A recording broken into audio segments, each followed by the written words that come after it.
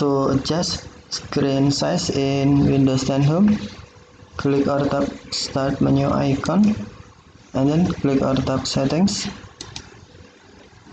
Select System and then select Display. Scroll down Display Screen and then on Scale and Layout, change the size of text, app, and other items. Click or tap drop-down menu. Select size percentage you want. For example, 125%.